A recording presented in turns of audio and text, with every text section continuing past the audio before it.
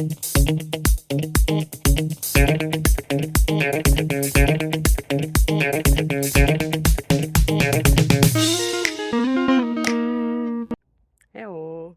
So today is sports day, so it's time to do something for us, for our body, and of course for our mind. So how about this next question?